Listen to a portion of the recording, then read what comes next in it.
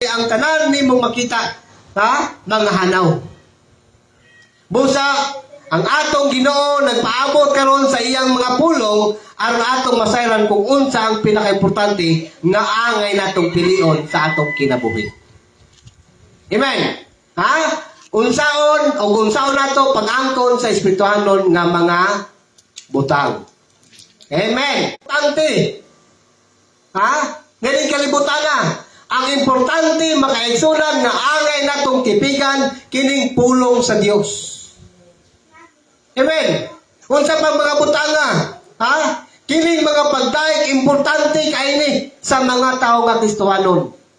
Ang pagsimba importante ning makaigsunan para sa mga tao nga gusto matug langit. Mo na importante. Kanang makita nimo lumalabay rin. Kanang imong tanan kita sa palibot. Bisa pa siguro makaigsunan kung imong tanawon. Ang pinakadato nining kalibutan na kung maabot na gali ang kamatayo, di gina mapugad sing kwarta. Amen. Ano man, kay ang kinabuhi, mga butang nga lumalabay o mga butang nga espirituhanon. Duhay atong pilian. Kay tinuod man tang Kristohanon, tinuod man tang tinawag, tinuod man tang nga maadtog langit, mao na ang Dios nagpaabot sa pulong karon nga naay patong pagpilian. Kining butang nga lumalabay o butang nga espiritual. Dili ta kay performer. We are not a performer but we are a worshiper. Kung ang tao nga performer makaigsunan, sige nag-practice. Nga naman, sige nag-practice, nga naman, kay dili sila gusto masaway og tao. Amen.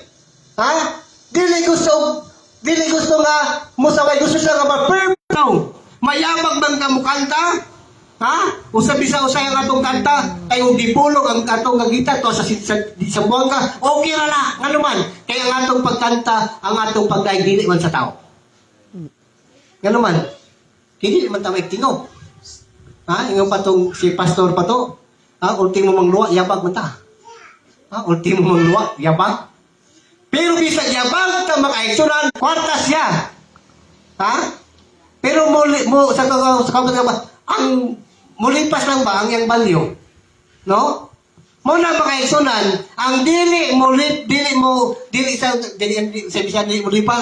kupas kanang kay ang mga butang nga makita dili mulungtad ug dugay apan ang butang nga dili makita walay katapusan.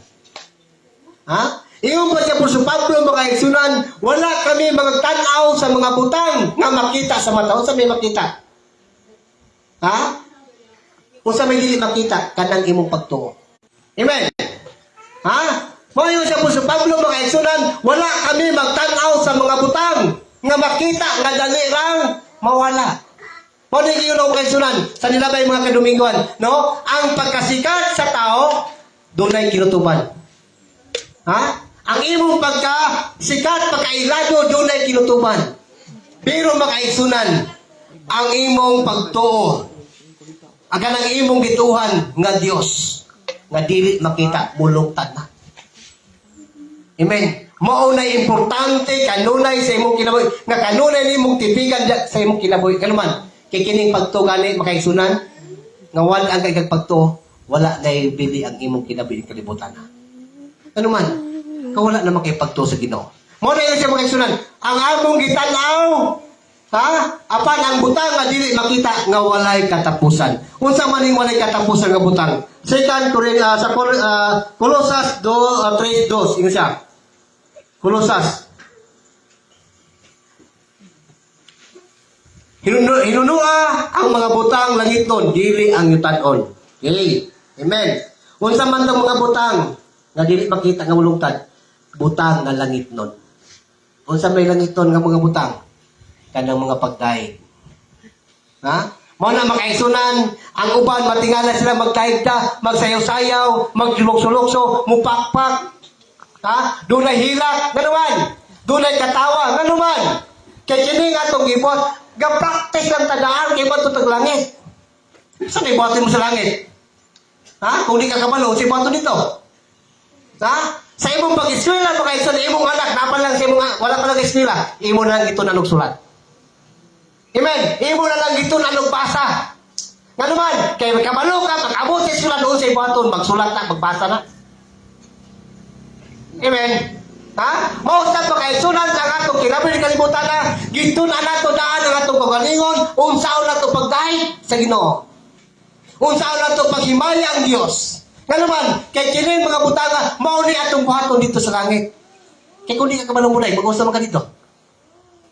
Amen? Ha? Mao na makaigsunan sa atong kinabi, ato kanunay panganduyon, ato kanunay tinguhaon ang butang nga langit nun. Dili butang kalibutanon. Kay ang butang nga kalibutanon dunay kinutuban. Kay ang tinuod nga mga Kristiyanon wala mag-focus sa mga butang nga material kundi sa mga butang nga espiritual. Amen. Ha? Mao na ikauna, ikaduha. Tungod kay gitawag kita sa pagbiya sa mga butang nga material aron pagsunod kaniya. Ha? At gitawag kita aron sa pagbiya sa mga butang nga material aron sa pagsunod kaniya. Walay ingon siya makaisunan, wala nagpasabot nga dili lang ta mo trabaho. Ingon siya, wala nagpasabot nga dili ta mo trabaho kay pabiyaon naman ta sa mga butang material kundi siya ang atong unahon. Una, unsa niya? Ang mga butang nga material dali lang mawala. Ikaduha, gitawag kita sa Ginoo sa pagbiya sa mga butang nga material. Material sa aron sa pagsunod kaniya. Wala nagpasabot nga dili na ta mo trabaho. Dili na ta magbunlay, dili na ta magpugas. Kay pagbiyaon naman ta sa mga butang nga material.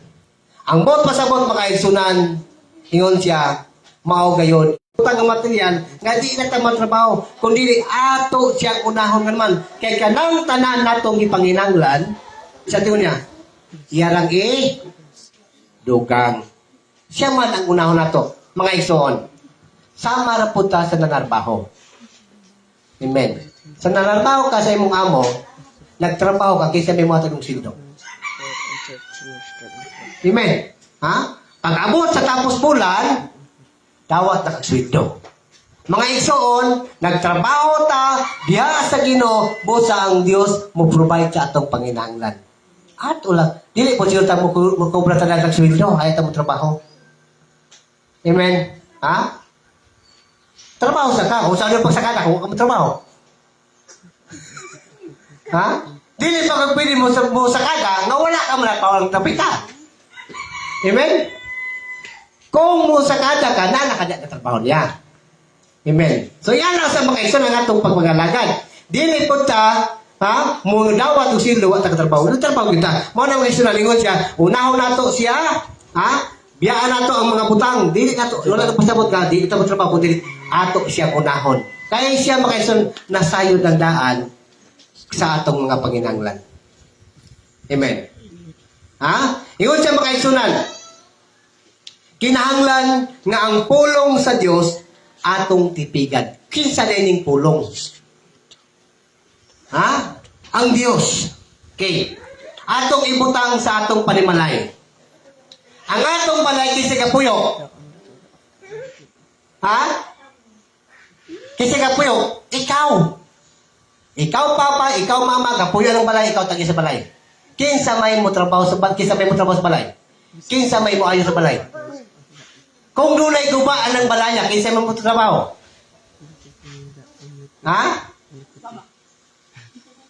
Siyempre, no? Ang mag-ayuan ng balaya, ang nagpuyo ng panimalaya. Amen. Ang panginahanglan ng panimalaya, ang mag-provide ka ng kapuyo ng panimalaya. Dili kay sa akong balay, laing ang naghatag sa akong panginahanglan. Nagling ko, nagpuyo ako. Ang obligado yun, makaigsunan nga mo ayo o mag-provide sa panginahanglan ng panimalaya, ang nagpuyo ng balaya. Karon makaigsunan kinsa may kapuyo, sulti mo kasi-kasi. Amen. Kinsa may kapuyo, ya nimo.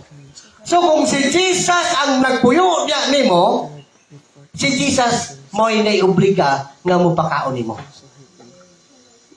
Siya may obliga nga muayo kung unsa ang dugmok sa imong kasing-kasing, kung unsa guba sa sulod sa imong kasing-kasing, ang Dios mo muayo. Si Jesus ang muayo man kay siya may nagpuyo nimo. Hinudumi ba kaigsunan ang yawa niya sa kalibutan aron sa paglaglag, sa pagguba sa kinabuhi sa tao nga binuhat sa Dios. Apan tungod sa gugma sa Ginoo makaigsunan, miani si Jesus aron ang tanan nga giguba sa yawa iyang ayohon. Unsaon pag-ayo sa ni Jesus sa kasing-kasing sa tao kung ang tao wala mo dawat ni Jesus. Kung wala papuya si Kristo sa imong kasing-kasing, kinsa may maayo nimo? Amen. Ha? Kinsa may maayo nimo? Giguba naman ka sa yawa. Muna makaisunan ang tanang butang ng material ato nang ato na isinasay. Ato kunahon si Jesus. Kay si Jesus, maoy, papuyo nato sa atong kasing-kasing. Kay kung siya naadri sa atong kasing-kasing, siya ang mag-ayo. Bisan pag-unsa kaguba sa imong kasing-kasing, bisan pag-unsa pagkadaot sa imong kinabuhi. Kung si Jesus nagali ang imong paharion diya sa imong kasing-kasing, wala na'y laing nga muayo kundi si Jesus makaigsunan. Amen. Hallelujah. Mao na makaigsunan, mailhali mo na ng tao nga kanang tawanan Kristohanon. Kanang tawanan iyan sa Dios. Kanang tawanan na sa kahayag. Kanaman, kay ang tao nga nasa kahayag, makita ang kahayag sa iyang kinabuhi. Amen. Ha? Makita ang kahayag. Mayroon kang naanaman ko sa kahayag, pero ang binuhatan nasa kangit-git. Pag-sure, oy. Amen. Ha? Pag-sure sa imong kinabuhi, bisa pa yun, ako mayo kay akong tao. Ha? Mayroon kang ako, responsable kay ko nga pagkatao, pero tanawa ko no ang imong kinabuhi. Makita pa. Amen. Bisan pag mo iyon sa Pablo, ayaw limbungi ang inyong kagalingon. Pag matidaanon, makaigsunan. Hallelujah. Mo na makaigsunan, sundo nato ang Dios sa atong kinabuhi.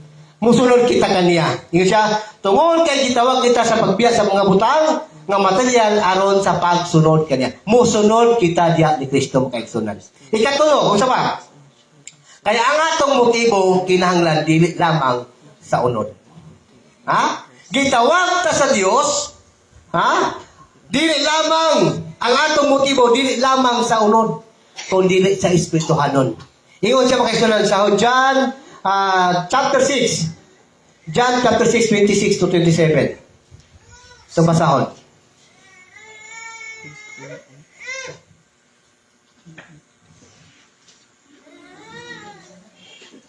John 6, kasi nakabasa kita. 26 to 27. Ingon siya makaigsunan. Si Jesus may tubag, sultihan ko ikaw. Sultihan ko kamo. Nangita kamo kanako kay nakakaon man kamo sa pan o nangabusog o dili tungod kay nakasabot kamo sa mga milagro nga akong hinimo. Sa 27. Ayaw kamo paghago alang sa kalanon nga madunot kundili sa kalanon nga mulungtad ngadto sa kinabuhing walay katapusan. Kining kalanuna ihatag kaninyo sa anak sa tao kay gipatikan man siya sa Dios nga amahan sa timaan sa iyang pag-uyon. Amen, ha? Kamo, ayaw kamo paghago. Ingon pa siya, sa mga pagkaon nga madunot. Kundi ang atong paningkamutan, kining pulong sa Dios nga atong matipigan sa atong kinabuhi. Mao na kung ikaw na makaigsunan, kung nakagali si Kristo diya kanimo, siya na ang mag-aayo. Mao na matingala ka makaigsunan, sa diyang samtang gadayeg ka, gaampo ka, matingala ka nga, dunagi kalipay nga dili nimo sabtan. Mo nang makahila ka, makatulo imong luha naman kay dunay mga paglihok sulod sa kasing-kasing nga dili nimo masabtan. Mo na makaigsunan nga ang tanan nga kinahanglan yon ingon siya nga dili ta magtutok lamang sa mga butang nga madunot kundi ato sa kita sa mga butang nga espirituhanon nga mosampot sa kinabuhing walay katapusan. Mao ni ang atong mabatunan sa atong pagsunod ni Kristo. Wala ta makasunod ni Kristo nga atong mabatunan ang kalaglagan, kundi ang atong mabatunan sa atong pagsunod ni kang Kristo mao gayon ang kinabuhi walay katapusan. Ikaw pa makaigsunan, kay ang kinabuhi dili mo sunod, kay ang kinabuhi dili masukod sa gidaghanon sa bahandi. Ha? Ang iyo sa mga ang kinabuhi dili masukod sa gidaghanon sa bahandi. Ingon siya sa Lucas kapitulo 12 bersikulo 15. Itong basa mo kayo 12 bersikulo 15. Unsa ang ingon niya? Ingon siya, apan pipila kanila mingon si Jesus Jose. Ito. 12:15, sorry. 12:15. Ingon siya, mipadayon siya sa pagsulti kanilang tanan. Pagbantay kamo o likayin ninyo ang mga bisan unsang kahakog. Kay ang tinod nga kinabuhi sa tao wala diya sa mga butang nga iyang gihuptan bisan unsa pa siya kadato. Amen. Kung sa tingin niya, yun siya, pag-akay ang tinod nga kinabuhi sa tao, wala diya sa mga butang nga iyang gihuptan bisan unsa pa siya kadato. No? Ang kinabuhi makaigsunan, wala na siya magbase kung unsa ang imong nabatunan nga mga butang. Bisag unsa pa ka kadato, ha? Kanang imong kinabuhi, dili gyud na nimo mabayran sa imong bandi. Mo na yung kanya makaigsunan, bisan pag unsa pa kadaghan siya mo kwarta, kung maabot na kaniyang kamatayon, wa na gyud kay mahimo. Ha? Bisan pag imong ka nga palito na ko dok, palito na ko ng tibok hospital. Mutaas lang ako kinabit. Dili yun. Bisan pag imo ta ng tibok kalibutan nga hospital. Bisan pag imo pa ng tibok ka espesyalista nga doktor. Imo pa ng bayaran. Kung maabot na gani ang kamatayon, wala na ginemay mo kwarta. Mo ningon sa 15 makaigsunan, ang basihan sa atong kinabit dili sa gidaghanon sa kwarta. O bahandi nga imong kauptan. Kung dili makaigsunan, ang imong bahandi, wala ginemay mo kung maabot na yun ang katapusan. Mao na makaigsuningon siya nga kay ang kinabuhi dili masukod sa ginaghanon sa bandi. Ingon siya sa kalima, sa katapusan ingon siya, tungod kay kinahanglan kitang mangandam dili lamang sa pisikal kundi sa espiritual. Ha? Ang atong pagpangandam dili lang sa mga butang. Ha? Nga financial kundi di sa pisikal kundi sa espiritual. Ingon siya sa Lucas 21:34. Luke 21:34 to 36.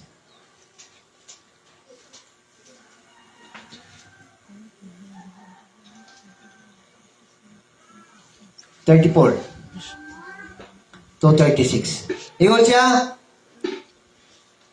busa, pagbantay kamo, ayaw kamo pagpatuyang sa pagkaon o pag-inom sa makahubog nga ilimnon.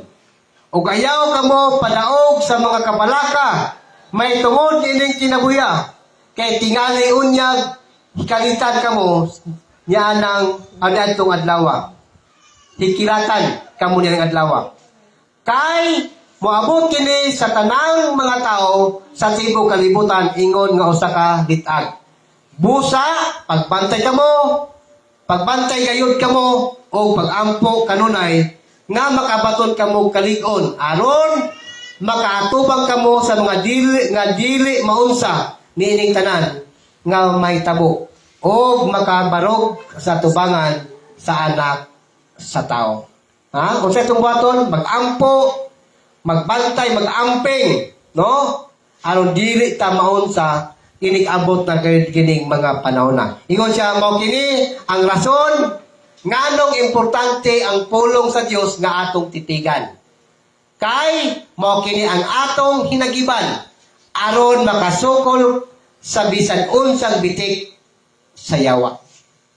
Mao kini ang atong taming Mao kini ang atong hinagiban nga makasukol kita bisan unsa pa ang buhaton sa Yawa nga aron dili ta mapildi. Pinaagi sa pagtipig sa pulong sa Dios ang kamatuoran, ang pulong sa Dios may atong ibakos unsa pa diha makaigsunan sa mga hari, sa mga anak sa gahom, sa mga pangulo nining kalibutan na sa kangitgit. Busa isulob ang tibok armadura sa Dios o inig-abot unya sa daotang adlaw makasukol kamo sa inyong kaaway nga walay paglunga hangtod sa katapusan. Busa pangandam kamo gamit ang kamaturan ingon nga bakos ang pagkamatarong ing mga salipod sa dugan o ang kadasig sa pagsangyaw sa may balita sa kalinaw ingon nga maayong sapatos. Ingon nga inyong sapatos. Bitbita kanunay ang inyong pagto sama sa mga taming kay pinaagi niini makapalong kamo sa tanang mga nagsiga nga mga udyong nga ipana kaninyo sa Yawa. Sa 17, o ikalo ninyo ang kaluwasan ingon nga panalipod sa ulo o gamita ang pulong sa Dios sama sa espada nga gihatag kaninyo sa Espiritu. Busa kining tanan diya sa pagampo buhata kining tanan diya sa pagampo o pangwayo kamo kanunay pinaagi sa Espiritu tungod nini pagbantay kamo ug ayaw kamo paglunga pagampo kanunay alang sa tibok katawhan sa Dios. Unsa to yung sa kaisunan kinahanglan nga atong tipigan ang pulong sa Dios sa atong kinabuhi ingon nga hinagiban aron makasukol kita sa bisan unsa nga bitik sa Yawa. Amen. Muna ang busa atong hinuman ang tanan nga imong makita mga hanap.